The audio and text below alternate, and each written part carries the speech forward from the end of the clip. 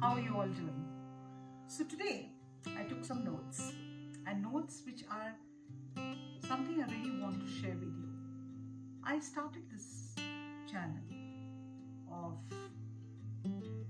helping women to understand that they have a voice, to helping them understand and know that there is such deep strength into who they are and what they can become, to let them become aware of the powerful force of nature that they are.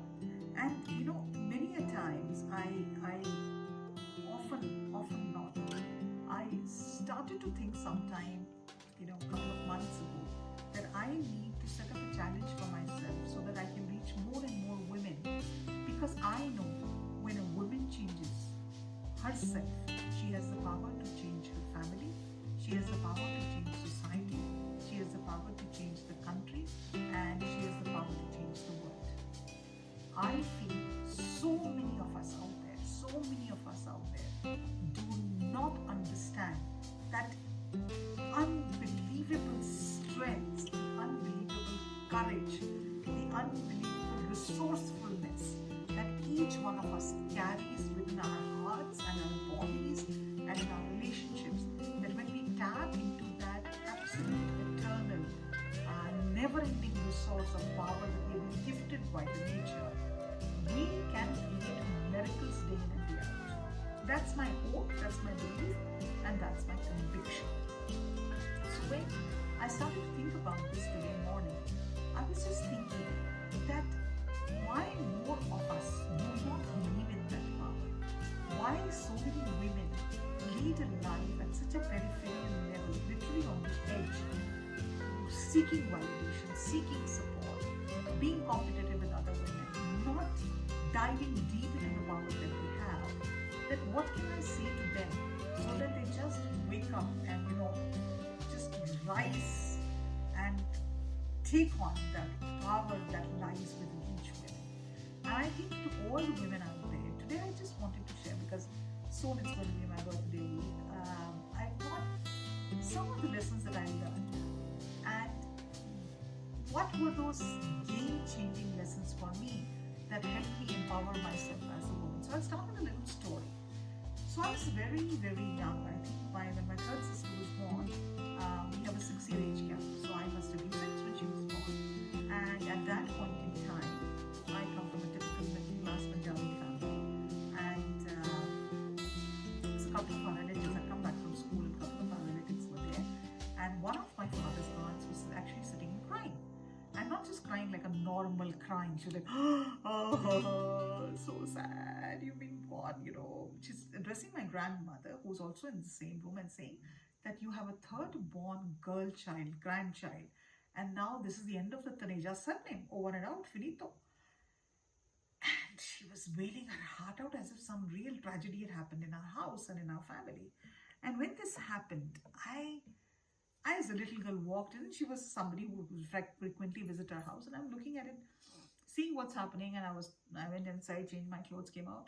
And meanwhile, it was time for my father to come back home, and my father entered the house and he saw this drama, and he was a man of very few words, and he walked inside and he came back after a few minutes, and I tagged along behind my father. I was a great fan of my father. I had to do whatever, wherever I could follow him. So I followed him down, and I was 6, remember that. And he went quietly, he opened the main door of the house, and he gestured to that aunt of his to get up and leave. And I was like, okay, something is happening here which is not normal, because usually when this aunt comes, she will make some nice food for me, she will bring some goodies, my father he will sit and chat, and it would be very fun and everything. He is basically asking her to leave. And I was like, this is strange. And then he said to his aunt, he says, I'm very proud that I have 3 daughters. I don't need to have sons to make a difference in my life or in the world around me. My daughters are not even worthy of being compared to sons. They're just gifts of God.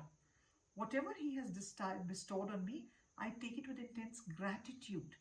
And those of you who do not understand that I have a healthy, normal, baby in my house, with my wife doing in good health, I'm grateful for you.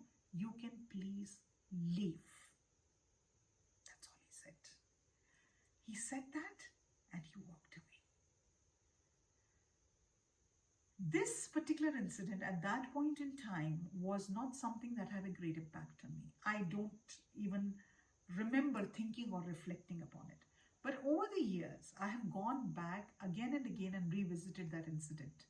And it has never, ever failed to impress me and inspire me for the vision that my father had for his daughters.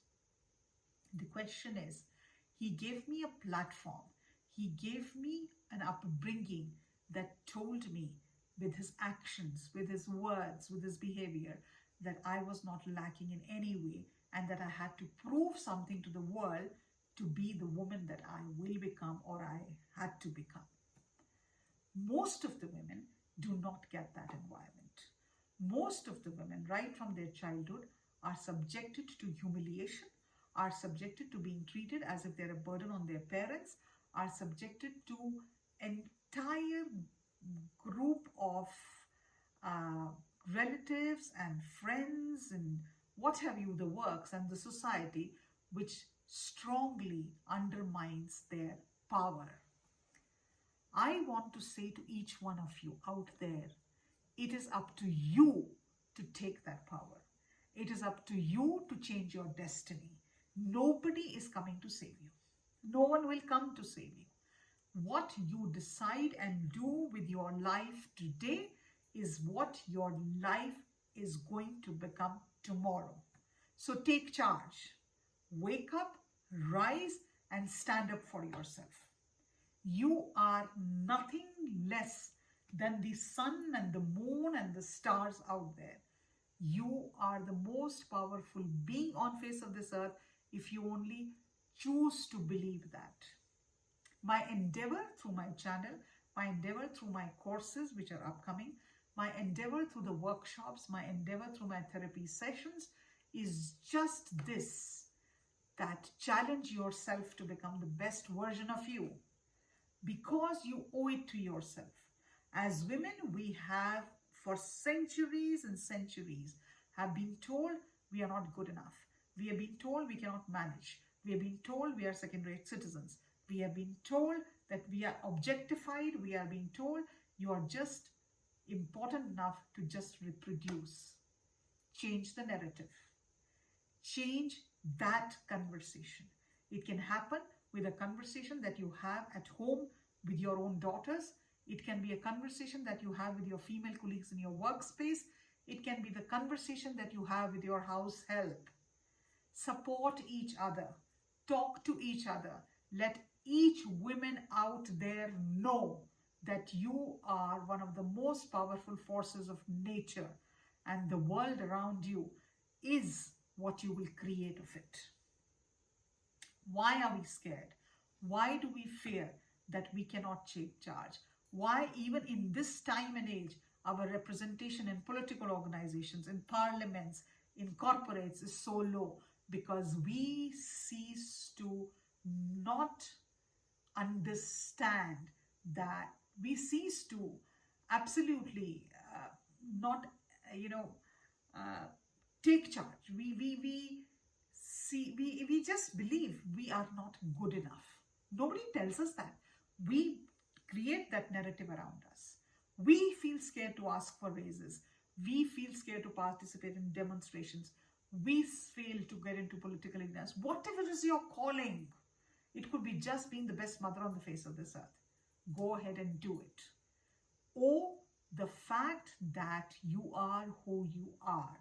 And in doing that, in doing so, slowly but surely, your courage will build up. I know this from personal experience, having become an orphan at a young age. I know that one particular incident that my father showed me when I was 6 years old was enough to define who and what I would become as I grew older. So I just hope all of you will believe in the fact you can do this. You can change your life. You can become the person that you want to be. You can become the best version of who you want to be. The world does not need to define who and what you become as a woman. It is for you to define that reality for yourself. So I wish you all the best. As Diwali coincides with my birthday this year, I just bring myself to congratulate each one of you, to be the powerful source of energy, of inspiration that you are, and you dive deep into that reality, and also to take away that negativity, that darkness of conditioned upbringing out of the window on this Diwali, and believe that you are the Lakshmi and you are that Saraswati and you are that Shakti that we worship in each one of us, in each woman out there. Those qualities are there. We are but a part of that Shakti. We are but a part of that Lakshmi. We are but a part of that Saraswati. Time has become to believe in it, empower ourselves, and move forward. Happy Diwali and a very happy new year to all of you. May you dive deep into the power that you all possess and you're not aware of. Bye for now.